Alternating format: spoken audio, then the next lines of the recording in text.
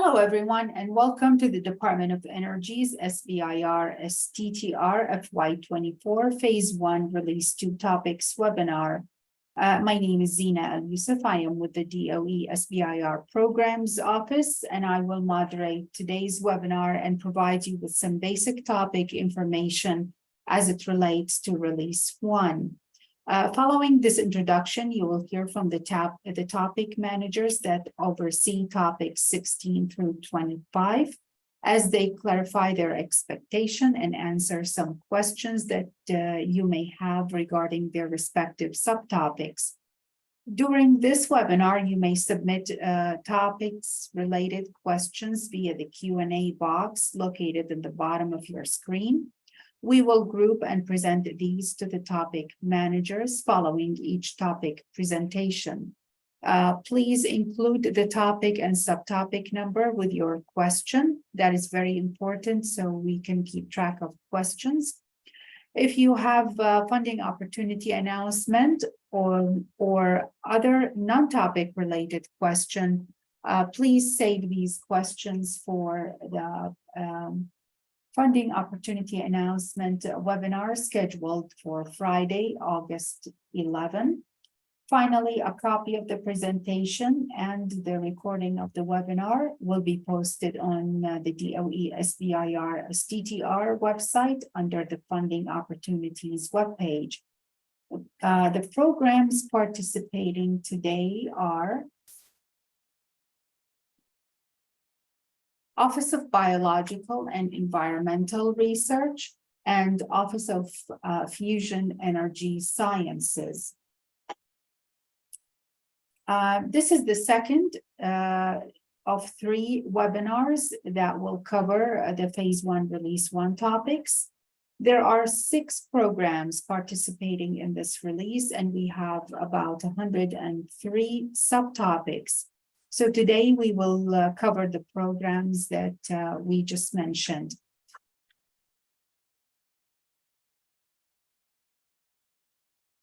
As you can see, the topics document was issued on July 10, and this week we are hosting the webinars.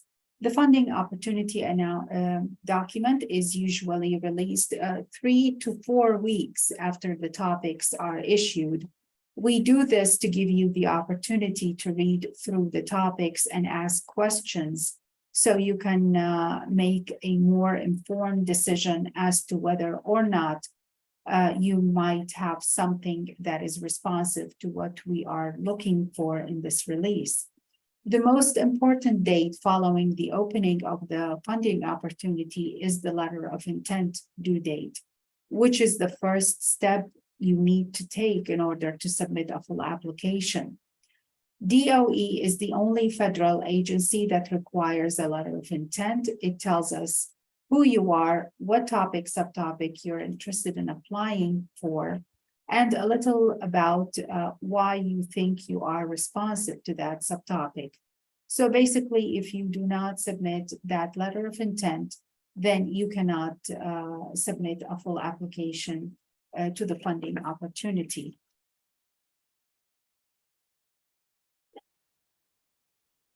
In addition to the 2 programs we are covering today, we have covered topics 1 through 15 yesterday, and we will post the recording of the webinar as well as the slides as soon as the recording is available for us under the funding opportunity webpage on our website. And also we have a third webinar on July 26, which will be also the final, that will cover topics from high energy physics 26 to 32 and Office of Nuclear Physics 33 to 36.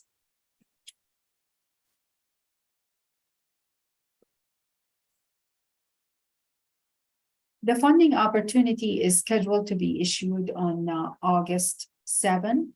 After that, we will have the funding opportunity webinar on August 11. This webinar during this webinar, you will hear from the SBIR STTR Outreach Manager, Dr. Eileen Chand, as she will provide an overview of the application process and go over a few changes to the program.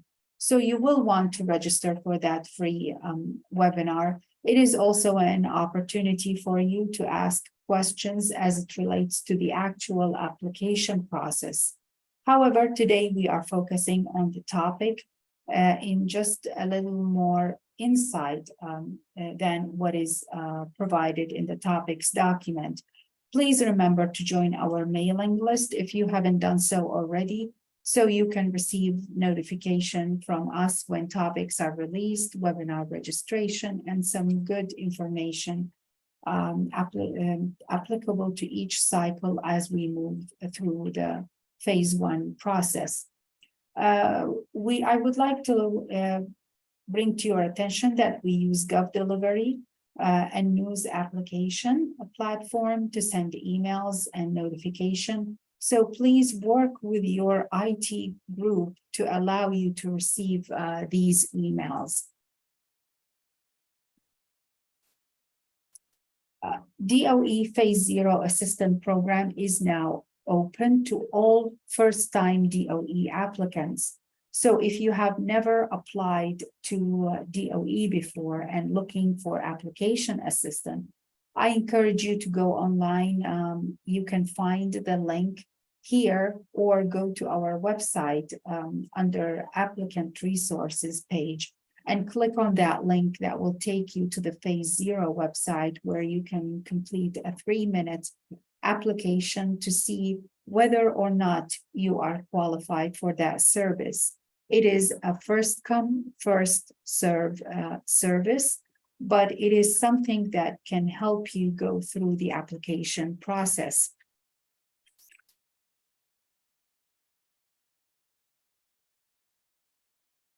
Just to give you a clear picture about our topics here, they are created by DOE program managers and define important technology breakthrough needed in the R&D area that support the DOE mission. The topics are written in a way that support the topic managers in their office, in their roles, in their offices. Many of these topics are related to the topic that they are sponsoring in one of their universities or national labs.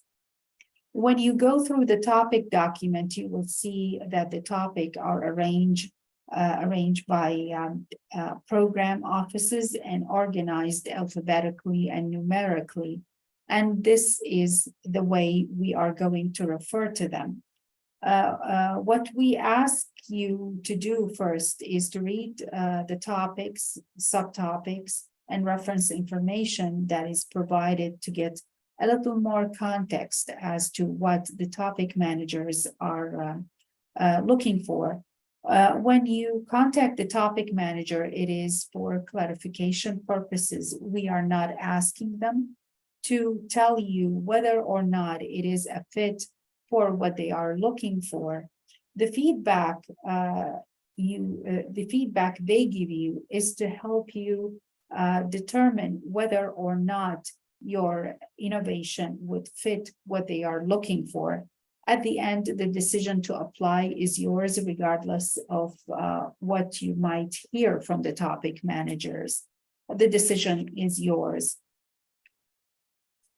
So what's a topic look like? Here's an example topic for you. We always have a topic header, that is the blue banner you see below the topic title and above the description. And it gives you important information like if the topic accepts STTR, yes or no, and the maximum award number for that topic. Not all topics have the same information. They vary by program and by topic as well.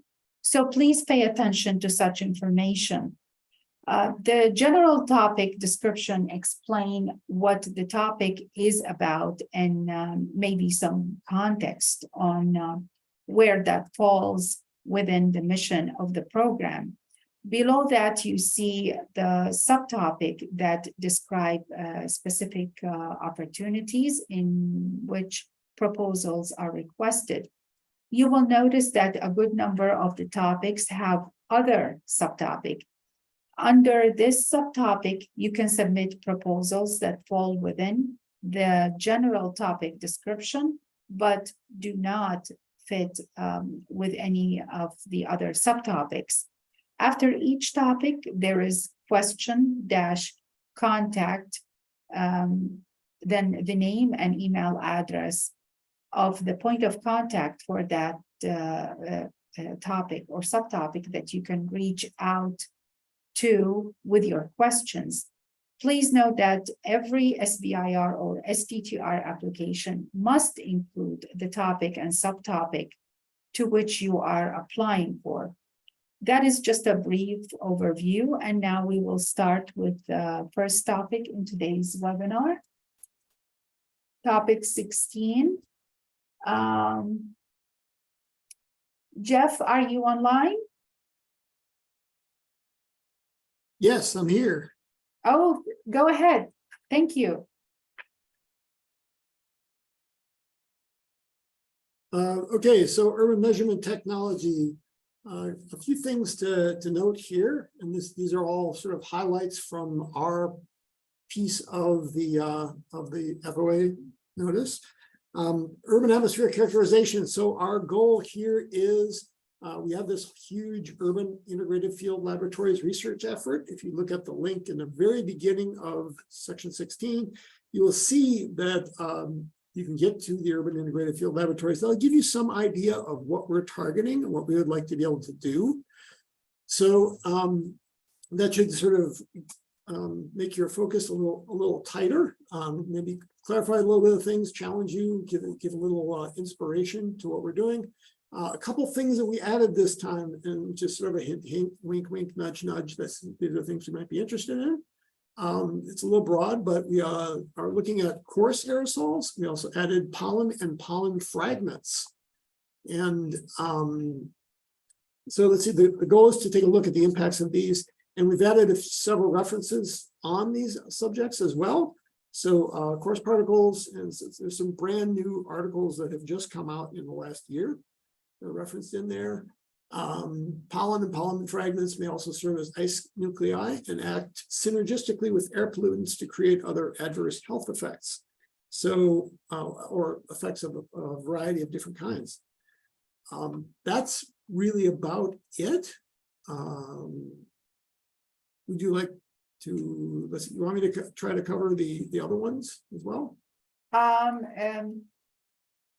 The other subtopics, is Sally online? I am online, yes. I can talk briefly about the urban visualization and data analysis topic. Go ahead, please. So that is also focused on understanding and developing tools for the types of urban research that Jeff mentioned our urban research integrated field laboratories are supporting. And so it's about developing visualization and data analysis tools for urban climate and environmental data to inform both urban research and to inform stakeholders and decision makers. So urban data is often kind of a mishmash of measurements collected by different agencies, organizations, and institutions, and it can be very hard for people to integrate those data into their research and or the types of questions that urban stakeholders are interested in. So in this subtopic, we're looking for data analysis or visualization tools that merge multiple different data types, hopefully that use advanced techniques such as machine learning or artificial intelligence or advanced statistical techniques to merge these data sets. And that includes some kind of graphical user interface or other interface that makes it easy for a wide variety of stakeholders to work with and interact with the data. We're also quite interested in applications that couple climate and environmental data with other types of urban data, such as building and energy data, and tools that can go down to neighborhood scale for visualization and analysis. Thank Thank you. you. The other subtopic, which is C. Yeah, so I can comment on that. So the other subtopic is open to things that don't fit into subtopic A or B, but that do fit into the broader urban measurement technology category. And so again, that broader topic is focused on spatial characterization of atmospheric and environmental variables across urban regions, and just kind of meeting those measurement challenges. I should note that there are some exclusions in that in the overall urban measurement technology topic. In particular, we are not accepting applications that include development of uncrewed aerial systems or sensors for those systems. And I would also note that applications that propose instrument development do need to include development or modification of physical hardware, not just theoretical research. Thank you. I don't see a question. Let me see. Yes, there is a question. Advanced and additive manufacturing technologies. Let me see. Can DOE provide a short list of component classes, typical materials used today, and a rough estimate of material requirement? That would be great to help focus the purpose of the work on specific AM processes. I don't think that's for the urban topic. I think that's for a different one. Person just put topic 1. We covered that topic in yesterday's webinar, so please reach to the topic manager mentioned in the topics document. There is a question for 16B. Is the objective to find a proposal/tool that is integrated with actual sensors or synthetic data?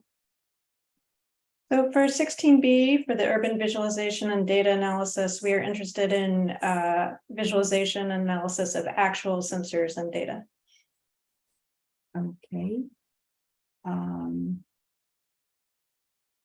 Subtopic B, is there an existing tool that is used for visualization currently, or is this a all new development?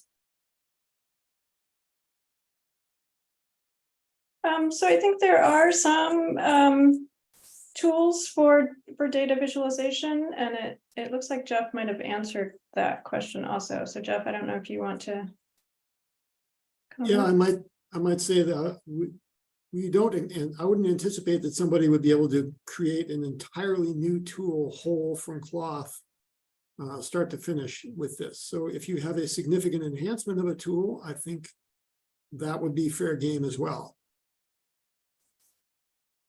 Okay. Let's see.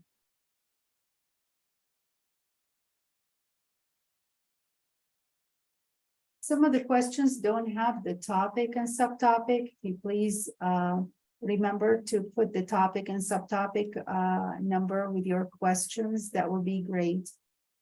I don't see any more, so we can move to the next. Oh, there is a. Do you recognize geospatial technologies be included as new technologies?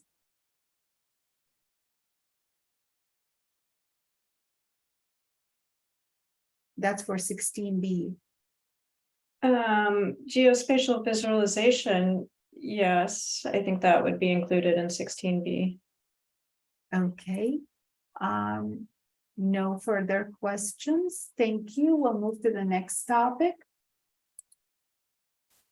17. Ramana, are you online? Yes, I'm here, Gina. Go ahead. All right, thanks. So the next topic is complex data for advanced data analytic technologies for systems biology and bioenergy. This topic is supported out of the biological system science subprogram within BER.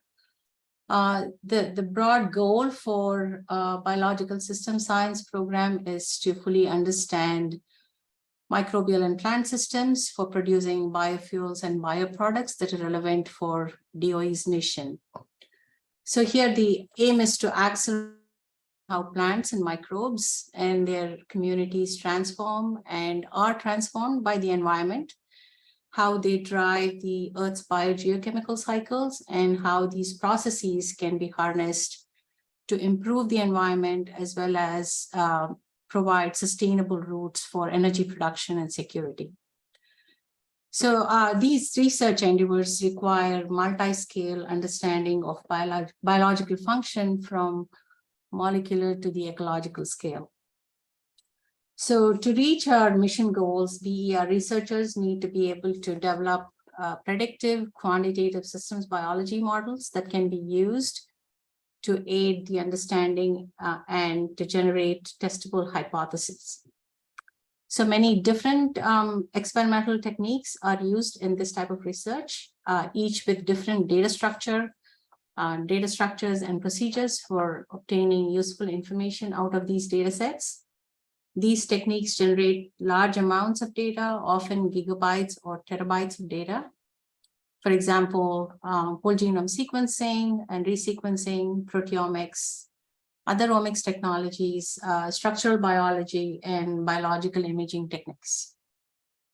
So there is a great need to develop advanced computational approaches to connect large and diverse data sets. So this subtopic focuses on innovations in information technology and data science for big data and developing advanced data analytics. These fields can cover a very wide range of technical subspecialties and applications. Examples are predictive analytics, simulation, optimization of data, data visualization, network visualization, visual data analytics and optimization, which includes image and image data, and data fusion and data integration are central to all of these analyses that are required for BER program. So in summary, the SBIR subtopic seeks analytical solutions for biological big data, which includes advanced data analytics, simulation, predictive modeling, multi-scale algorithms, data visualization, and visual data analytics and optimization, data fusion to enable integrated analysis and comparison of data from multiple modalities, including AI and artificial intelligence and machine learning applications. Of particular interest is the development of innovative and cost and time-effective commercial technologies in the form of turnkey cloud services and also value-added services to existing products. So we are looking, to develop tools and workflows and pipelines and methodologies that can fill critical gaps in the current space for multimodal analysis of large biological data sets.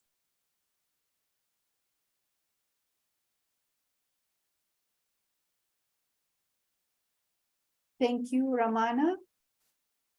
We'll move to the other subtopic. Oh, I'm sorry, you covered that. Let me see if there are any questions submitted. Yes, are you looking for new tools also, or is there a set of tools already in use? And this is about creating techniques and approaches. It could be a combination of everything. We are not necessarily looking only for new tools. Any tools, improvement of existing tools or development of new tools that fill gaps within the existing space for large big data analysis for systems biology falls well within this topic. Okay. Let me see. If new tools are proposed, based on what is used commercially? Is the cost of the tools and hardware to run this on part of the award amount? I think so, but for the phase 1 projects, while they are being developed, all of the tasks for the project are supported by the SBIR program. Thank you. I don't. Dina, I think there's one more question. Do you allow bioreactor data as well? Perhaps that's directed for topic 17. Yes, that one. And the answer is yes. Okay, thank you so much. Thank you. Thank you. I don't see any more questions, so we can go to the next topic. Thank you, Ramana. Thank you. 18, Amy, are you online? Yes, I am. Go ahead. Thank you, Zena. This topic solicits tools that can particularly advance, enable, or facilitate research in the biological and environmental research mission areas. And it's topic 5718 found on page 56 of the topic document.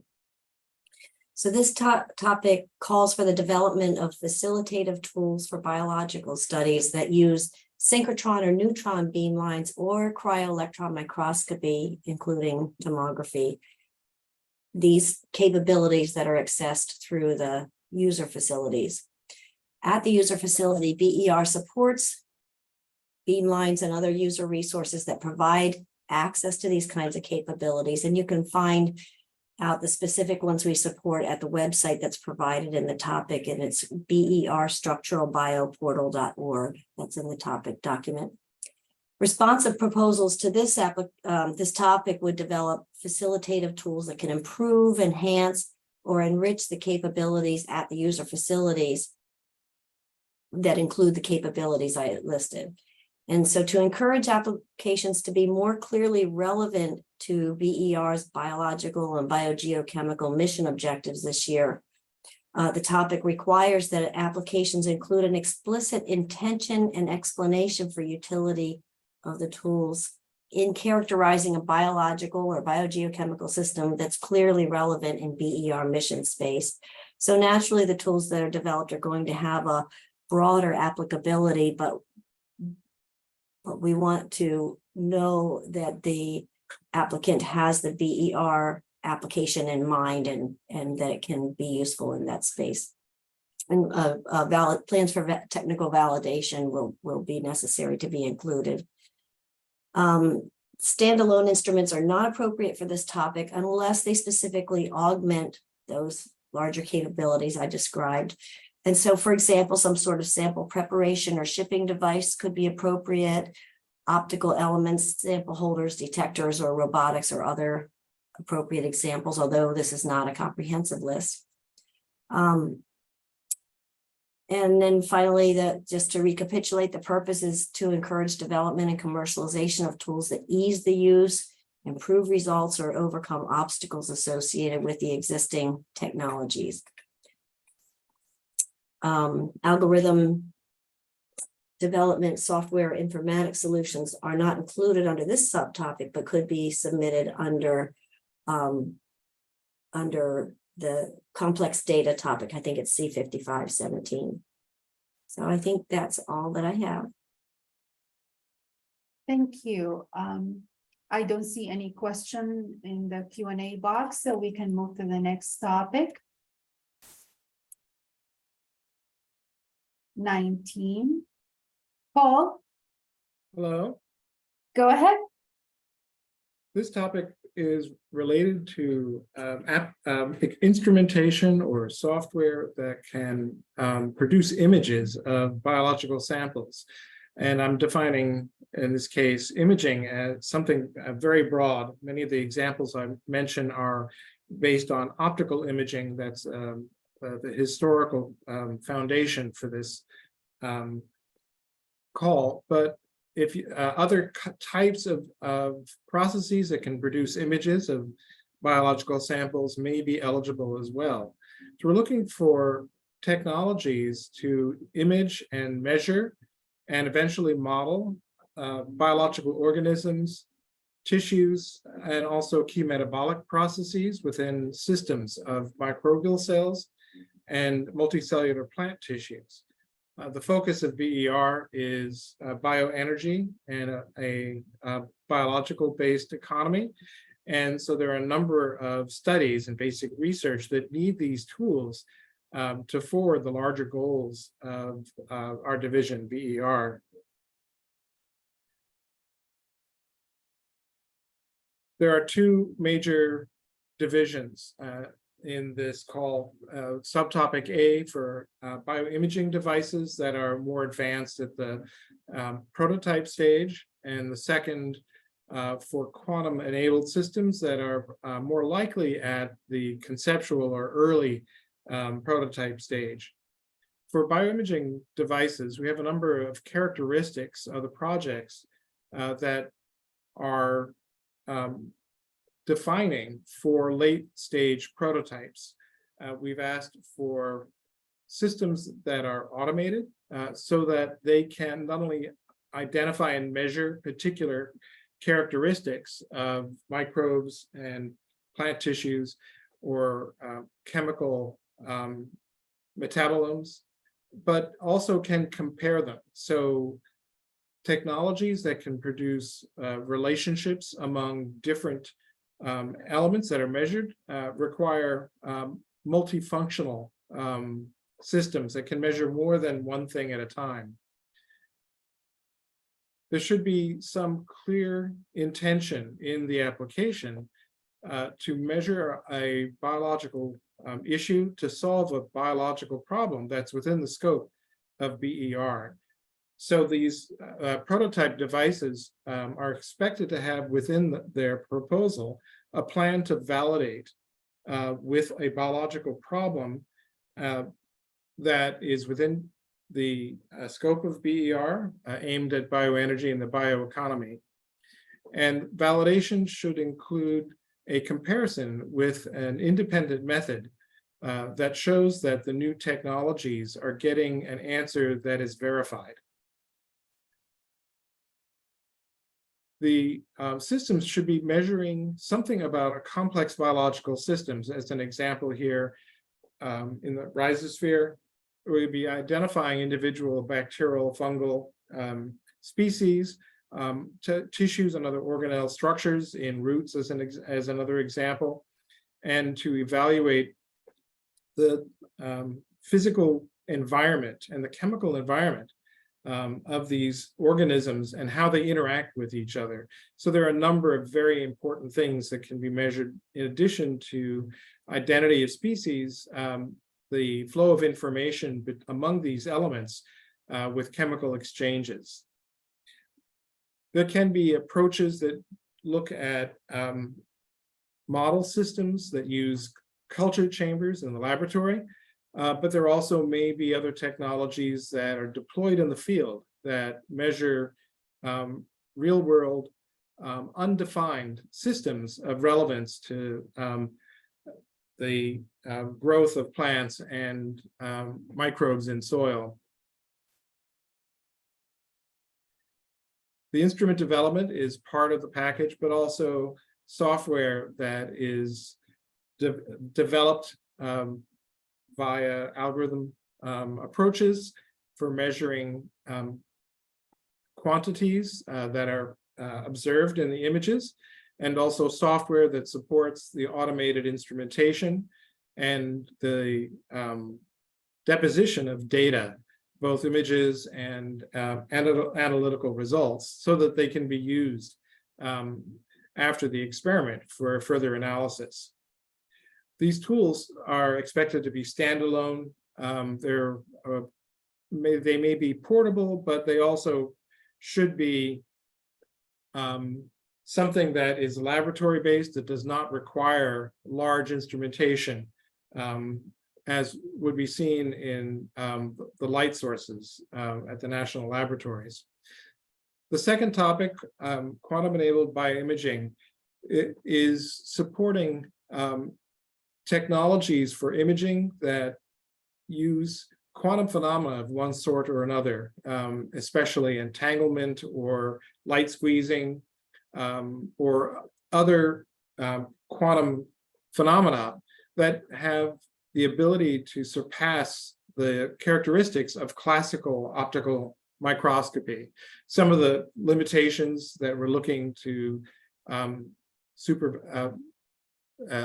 superscribe are resolution, detection limits, signal to noise ratios, temporal dynamics, long-term signal stability, photo damage limitations, depth of penetration in thick samples, and selective biomolecule sensing. There could be particular sensors that are quantum-based that detect very defined characteristics selectively. An example would be technologies that are designed via nanodiamonds to measure particular metabolites. That's an example of something that would be a quantum technology that is a biosensor rather than an instrument. Both are eligible for this funding announcement. Things that can measure the chemical and physical environment within cells or within the environment that cells are in would be eligible. Another expansion from the last year's quantum call is networks of quantum-enabled sensors that can provide information about more expansive environmental maps of soil or other environments where the relevant organisms are living. We're looking for things in particular that can expand the depth of imaging, can circumvent photo damage, and improve the suboptimal stability and brightness and over photo bleaching that's seen with classical fluorescence techniques. There are projects that are both developing intact microscopy systems, but also it's possible that defined light sources, imaging detectors, or biosensors selectively could be relevant to these topics. The focus has been on optical or methods, but other non-optical methods that include other particles or other electromagnetic radiation sources are also relevant for this particular call. We're looking for things that are anchored in fundamental research. These projects are earlier in stage than the bioimaging topic, subtopic A. But they should be capable of eventually visualizing cellular structures in a non-destructive way. So the critical measures for both of these topics are a technical advance over current state of the art. So there should be a comparative evaluation of what's available and why this is better. And these metrics should be included to evaluate the success of the project. The prior art should be clearly established to know what you're hoping to surpass, and that includes references to what is available now and why you think your proposal is an advance over the state of the art. Expected partners, R&D, guidance for users would be especially important in phase 1. Manufacturing and customer letters and associations are going to become increasingly important as the project approaches phase 2 development. Subtopic C is open for other projects that fit into the larger category of imaging technology for biological use, but that may fall outside of the defined characteristics of subtopic A and B. Thank you, Paul. We have 2 questions. Do you have a specific wavelength in mind? Most of the topics historically are in the visible wavelength. There's a large interest in infrared and other topics that include higher energy would be possible, including gamma or X-rays. Okay. Is it for a complete setup, or we can propose component of tools like single photon detectors? Single components can be proposed for the quantum subtopic B. They could not be proposed for subtopic A, which is looking for late stage developed integrated automated systems. Okay, and another comment or a question. UV to angstroms. Possibly X-ray, soft X-ray and hard X-ray could be included. I'm not sure how far down you are hoping to go with at the angstrom level for use of quantum-enabled radiation production and sensors, but give us a try. Thank you, Paul. No, okay, one more. What is preferred wavelength for SPD? Single photon detection, I think, is important in visible wavelengths. There's increased interest in the infrared. X-ray and other wavelengths, single photon detector would be of value there as well. Thank you so much. No more questions. We'll go to the next topic. Topic 20. Kari, are you online? Yes, I'm here. Go ahead, please. Okay, this is a new topic for this year, delivery technologies for genetic engineering bioenergy crops. This topic focuses on genetic engineering of bioenergy crops. This can be essential for plant breeding efforts. The current methods to genetically engineer these crops are often very time consuming, technically challenging, and germplasm dependent. So this topic seeks to support new tools to engineer these crops, specifically innovative technologies to deliver nucleic acids and proteins to genetically engineer bioenergy plant cells. What we're looking for are technologies that simplify current protocols, broaden applicability, reduce or eliminate time and tissue culture, or edit genomes without incorporation of foreign DNA. It is critical that the technology is optimized or used in a bioenergy crop. So, of course, sorghum, switchgrass, miscanthus, poplar, etc. We understand if you have proof of concept in another crop, but work done must be in a bioenergy crop for this topic. Current delivery methods include bacteria, viruses, particle bombardment, PEG, peptides, etc. Your technology could fit into any one of these categories, but again, you should clearly demonstrate that your delivery technology eases use and/or overcomes obstacles associated with current transformation methods in a single or a set of bioenergy crop plants. So this technology could be used in another crop, but you would be optimizing it for use in a bioenergy crop. We expect that the technology developers would be commercializing either their in-house use of their delivery technology as service providers, or they could license out their delivery technology to customers. It just depends on what would work best for the technology. Of course, other commercial applications could work as well. This is largely dependent on the technology and its market. The expectation for phase 1 versus phase 2 is that in phase 1, we expect you would be testing or optimizing your technology in bioenergy crop plants. Applications must clearly explain how phase 1 R&D will result in a working prototype or method that will be completed by the end of phase 2. In phase 2, we expect you would have a sound technology and a detailed commercialization plan. Projects are going to be reviewed based on technical merit, applicants' ability to carry out the project, and the overall impact of the technology. Letters of support will always help to validate that there is a market for your technology, to validate the competency of the team, or to validate any collaborations that are listed within the proposal. We're accepting both SBIR and STTR applications for this program. As I mentioned, this is a new program this year, so I'm happy to meet with anyone who has any questions.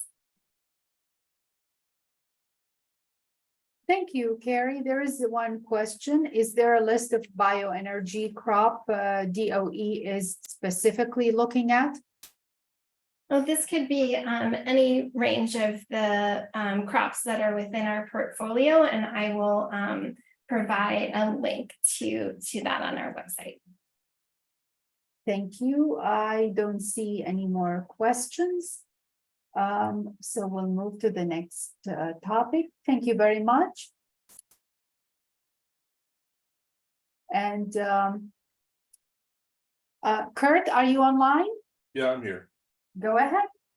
So I'm the Fusion Energy Sciences Office's SBIR manager, and I'll be handling the next two fusion materials and superconducting magnets for Gwen. She was out on travel and wasn't able to make it, and also the IFE one and Kramer. So if you have any questions, you should in this particular topic or in the one for Kramer, please send Gwen and Kramer emails.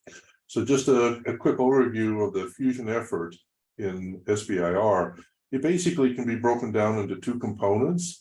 One of them is for effectively high temperature plasmas that are aimed at fusion energy, and the other one's low temperature plasmas.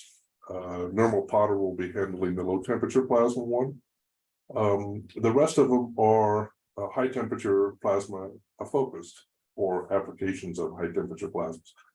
So the last year or so, there's been a major change in the fusion program, and this was highlighted by the White House Summit on Fusion Energy. And the administration has come up with what they call a bold decadal vision, which really wants to try and utilize the private sector to push and advance fusion at a much faster rate than they've done in the past. And we in the SBIR group are looking at the high temperature area and trying to see how the SBIR topics can help that private sector effort advance the fusion energy mission. So this year we've been really focusing on that, and it's just as general comment. If people, there's a really strong, robust private sector in fusion these days, and we're hoping that these SBIR people can couple with them as customers or as partners and figure out how to develop new things, new technologies that could be useful to the fusion energy effort. So with that as a kind of overview of the high temperature IFE and MFE sections, let me get on to the first topic here, which is fusion materials. This one is going to have two components to it. The first one is the advanced additive manufacturing technologies, and the second one is neutron source enabling technologies. In general, the people should be focusing on looking at the community reports and trying to see what the community reports are pointing to as being technology needs. There must be a need, really. The ideal situation is there really must be a need in the private sector thing in order for this to be useful. In subtopic A, we're interested in integrated testing, prototype component testing for complex geometries, and a rapid design, build, test, iteration cycle. And in the subtopic B, which is neutron source, this is kind of a personal favorite, because I think this is an extremely important topic for fusion energy, and people in the office are becoming, trying to figure out ways in which they can develop technologies that will allow us to start detecting materials quicker, earlier, cheaper. And so we want, basically just find neutron source development to meet the fusion neutral field requirement, which is really hard because we need 14 MeV neutrons to really do that. But if people can come up with things that could help that would be, we'd be very interested in that. So in terms of critical metrics, they're in the FOA, so just pay attention to that. And I said it before, we just want to repeat that with the very large private sector, there really is a real customer base for these technologies, and there's actually a really good partnering potential. So please, take that into account when looking for your when you're considering submitting a proposal. So that's it for materials. Any questions? There is a question for 21A. Application are sought focusing on resilient material and components for future fusion energy systems made by AM. Can DOE provide a list of component classes, typical material used today, and a rough estimate of materials requirements? That would be great, a greatly helpful focus. The proposed work on specific AM processes and materials that can provide more resilient materials and components. Right. I looked at this question and the following one. Is there one beyond this? Hold on, let me check and see something. And yes, so there's a whole sequence of questions here which I'm gonna, I hate to apologize, but I'm gonna duck because they're really outside of my technical expertise. But I would suggest people send these to Gwen.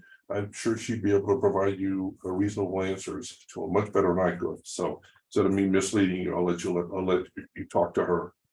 So thank you. So please, for the questions regarding regarding topic 21, please contact the topic manager, Jennifer Shaw. Her email address is on the screen and also included in the topics document. We do apologize about that, but she was unable to attend, and thank you, Kurt, for covering the topic. Please direct your questions to Jennifer via email. That will be great. And we will move to the next topic, which is also Jennifer. So Kurt kindly is covering topic 22 as well. Go ahead, Kurt. yeah, sure. Let me just go back to the previous set of questions before you assume you have left. They look like really good questions. It looks like there's a lot of interest there. So please follow up with Gwen. She surely will be able to answer your questions and maybe hopefully give you a good basis for sending in a proposal. So let me so this is superconducting magnets. Again, we have 4 plus other. Topic A is quality assurance and then innovative structural and stabilization approaches, radiation resistant electrical insulators, and diagnostics. So again, these are all for general interest. These must be aligned with any of the FES community reports, things like the long range plan, the National Academy, and other kind of reports. The links to the reports, by the way, and this goes for the previous one as well, I believe are in the FOA. So there's quite a few references there. So people should look at those and use those as their guides, because that's what Gwen is looking for, is to have those programs, those reports act as the guide for the applications. And the focus should be on science, R&D, critically needed to accelerate the technology to meet the need that's been identified, which is, again, support the concept really is that both of these, all these and the hot temperature ones are meant to aim to try and start filling the growing, supporting the growing fusion supply chain. So anyway, so critical metrics for this, for any of the subtopics, the focus must be on / enable fusion specific magnets, relevant fields of interest, temperature, currents that are applicable to fusion industry concepts. Encourage, establish, or strengthen the domestic supply chain for fusion industry. This is a really, just a side note. I mean, one of the real advances in the private sector recently has been through the development of these high temperature superconductors. And so this is actually a really important area for us. And there's a lot of possible partners people can look for. And there are key researchers that you could partner with at places like Princeton PPPL Laboratory, LBNL Laboratory, FSU, MIT, just to name a few. So I think that covers it. So see if you have any questions. No questions, as we indicated.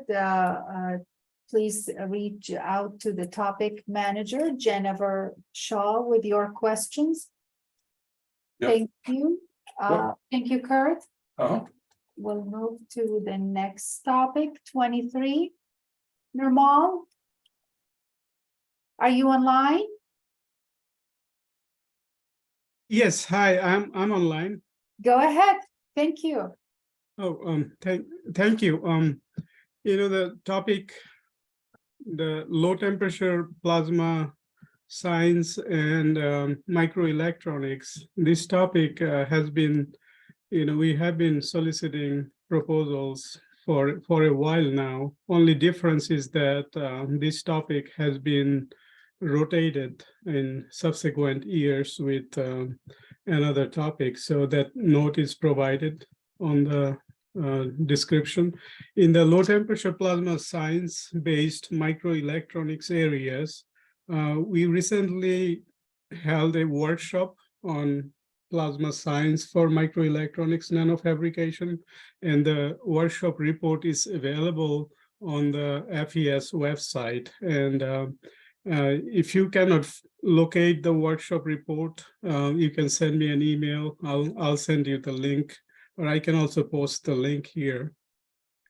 So that's a most recent reference for microelectronics related plasma, low temperature plasma science topic. And we have listed some of the topics like atomic layer etching, deposition, to manufacture integrated circuits. So microelectronics area, nanomaterials, nanotubes, and complex materials. So related to these topics, these are tied to national interests, and microelectronics is a priority for the administration. So this is a very important area for research. And the other topic, there is a other category as well, and in the other category, we are asking for proposals in a few areas like hydrogen, renewable energy, and hydrogen production, and carbon capture and environmental application kind of topics. Few topics there. So these are the areas we are soliciting this year.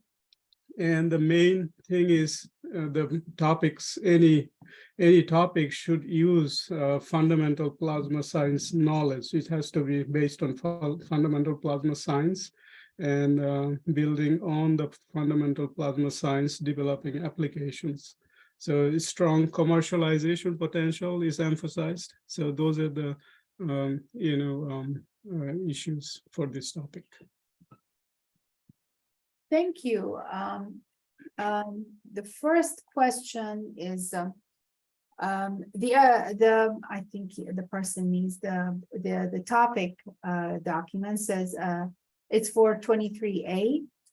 The two subtopics, LTP science and engineering for microelectronics and nanotechnology, including topics in renewable energy application, and the other subtopic is LTP science and technology for biomedical application, including topics in plasma-based water treatment, sterilization, food sanitation, and agriculture, between brackets, fertilizer or nitrogen fixation, are planned to be rotated biannually.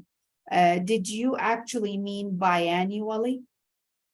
In the subsequent years. So this year we are,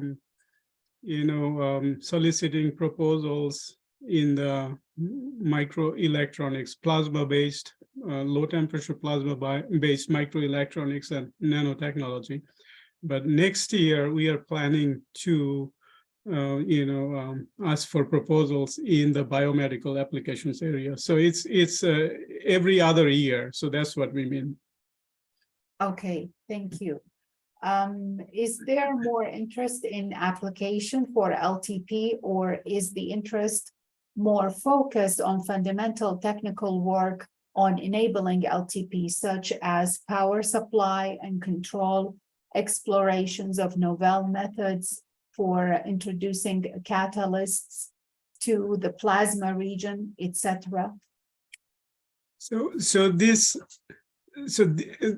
This year we are asking for proposals in these specific areas. So in years, some years we have solicited proposals in reactor development and things like that. So this year we are asking for proposals in the microelectronics and nanotechnology, areas, and these are some of the examples we provided. So really, any research and development related to microelectronics and nanotechnologies, should be applicable here. Is there more interest in one type of LTP over another? For example, DBD versus corona discharge?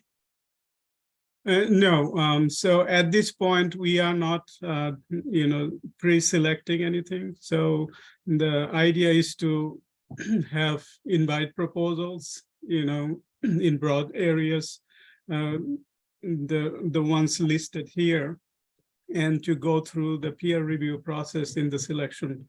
That's how the selection is going to play out. This question is for the other subtopic, 23B. Is there interest in carbon capture and utilization, or only carbon capture and sequestration? In this topic, we are asking for carbon capture and also storage, so. Okay, the last question is, could you expand more on the difference, on the different aspects within the other category, efficient production of hydrogen, just production, or does storage matter? And then how is this measured at the conclusion of the reaction? Does it have an associated quality element? And then the other questions for the economical and permanent removal of CO2 from the environment. How are you measuring permanent CO2's removal? Are you following a particular life cycle definition? So these are all good questions. So the research, the primary purpose is to renewable energy applications. So the production of hydrogen and any other related technologies that is commercially viable has potential for commercializations. Of course, everything has to be cost effective, efficient, and those issues has to be taken into consideration. And the carbon capture, environmental applications for carbon capture and storage. So we haven't distinguished the methods. It could be any of the methods proposed, but we have to again go through the peer review for the selection. So we can't say anything, pre-select anything. Thank you. No more questions. We'll go to the next topic. Thank you, Nirmal. Thank you. Topic 24, and Kurt is covering for Kramer. Kurt, go ahead. Yeah, again, apologize to the person who asked the question about biennial. My miss, it should have been biennial, not biennial. Okay. Meaning every other year, not twice in 1 year. Thank you. Especially since we only have one release, at least for us. So just a comment on that. What Normal's point was is that the technical topics within low temperature plasma were there are two basic areas, and we try and rotate those two basic areas every other year. And this is actually true in some of the other sections. Like for instance, this year we're doing materials, and last year we did technologies for fusion energy. And I suspect next year we'll do technologies again, and this year and then not materials next year. So just as a background for that.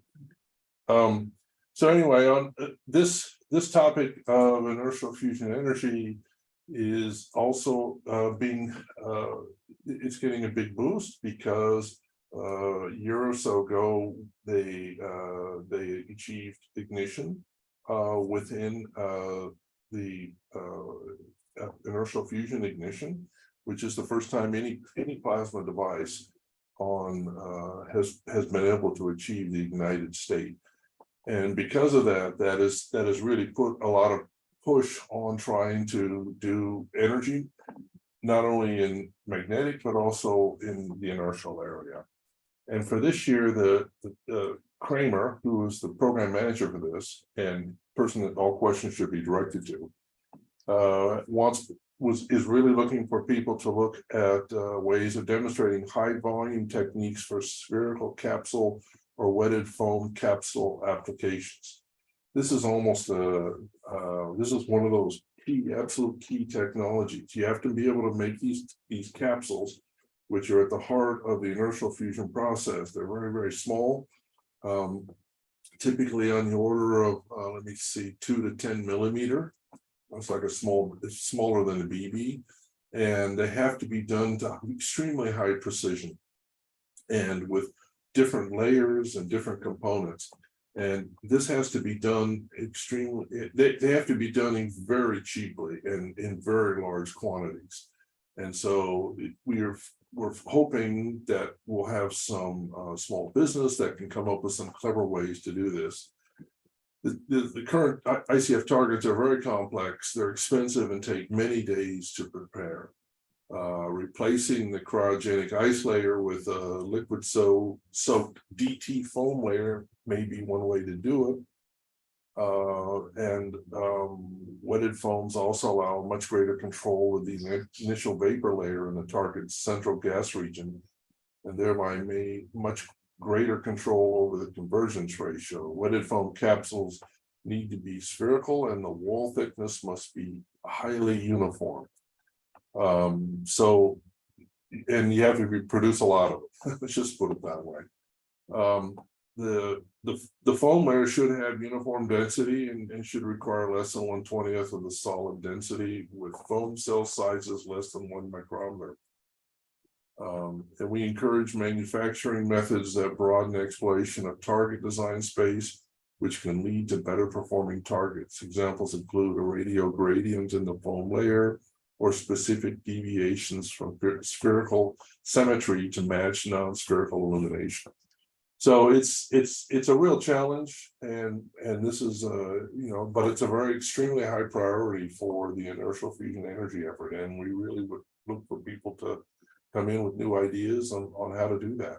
So if you have any questions, again, please send them to Kramer. He will be more than happy to answer. So that's it. Thank you. No more questions. No questions submitted for topic 24, so we'll move to the next topic. Topic 25. Matthew, are you online? Yes, I am. Can you hear me? Yes, go ahead. All right, so this is a topic on plasma actuators.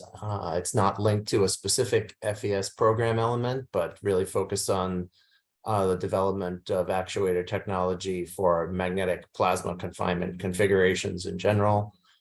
So technology supporting multiple concepts is desirable.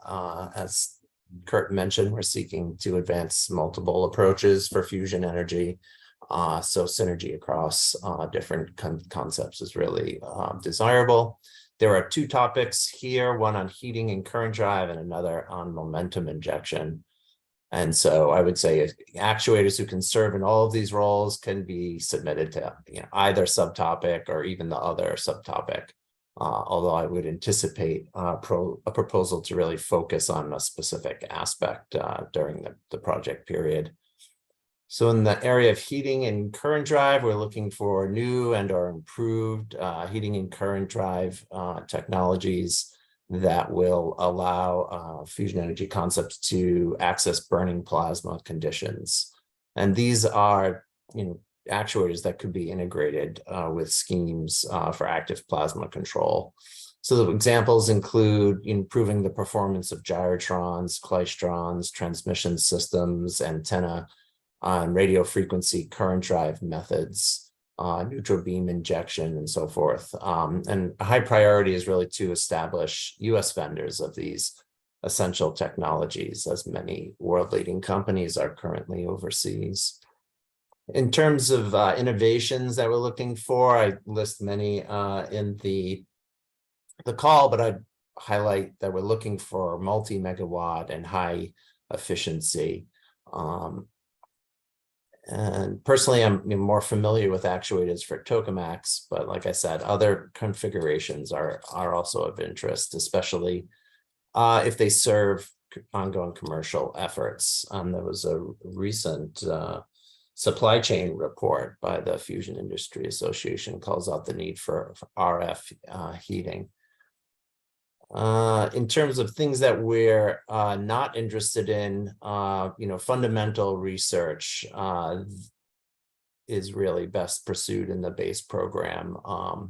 We're really looking to improve the technology here. And this really probably means that actuators that are kind of integrated with the confinement concept are likely better pursued elsewhere. In other, critical metrics are cost. So, really depends on the scale of the device and details of the confinement device. But looking at dollars per watt or dollars per injected current at a particular location, these are kind of compelling metrics to use to justify your particular concept. Moving to the plasma momentum injection, we know from fundamental research that plasma rotation and rotation shear are important for confinement, stability, and accessing certain regimes. And larger facilities may not rotate significantly due to various effects like machine size and densities and So we're really looking for new actuators that can independently vary the plasma rotation, either, its overall level, but also looking at differential rotation between locations in the plasma, help stabilize islands or improve confinement. We're looking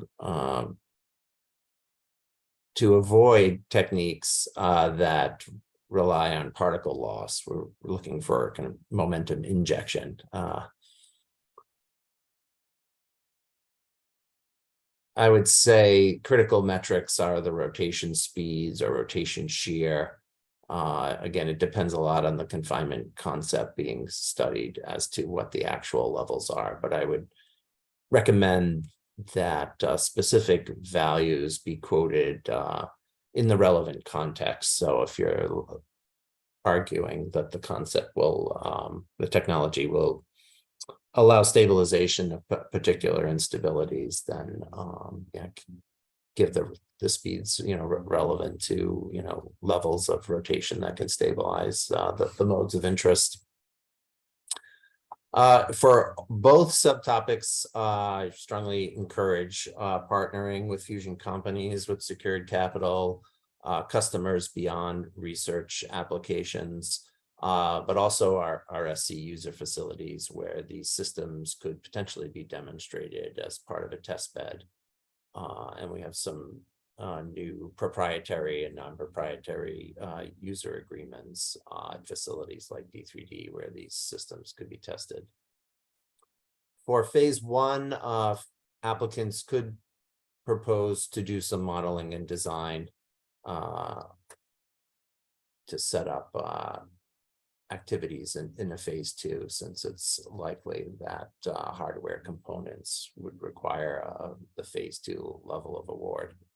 But in any of this, I really stress the commercialization plan. It's really critical to establish a real market for the technology, one that isn't decades in the future, and relying only on servicing the research program is not recommended, although they can be part of a broader set of customers.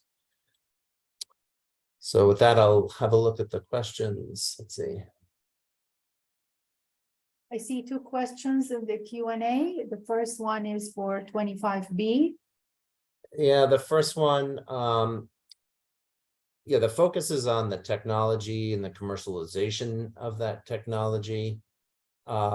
So I would be skeptical of funding something for a completely new confinement concept that's not, that's never been explored. So I think that answers the first one. And then the second one, what TRL is expected of phase one? So that these can be, relatively low TRL levels, 2, 3. Well, Chris, why don't you send me your question via email? I can give a kind of more detailed answer to that via email.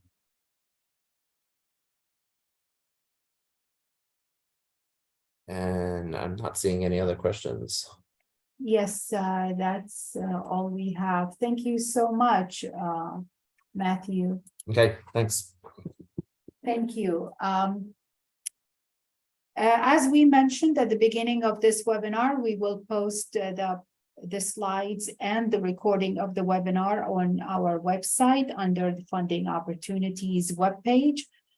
Here we have our contact information. Please feel free to reach out directly to Carl Hebron, who is the operation manager in our office. Carl and his team can answer just about any question you may have about the application process. That will be it for today's webinar, and we have one more webinar on July 26th to cover the rest of the topics. If interested, please go to our website and register for that webinar. Thank you for attending today's webinar and have a good evening.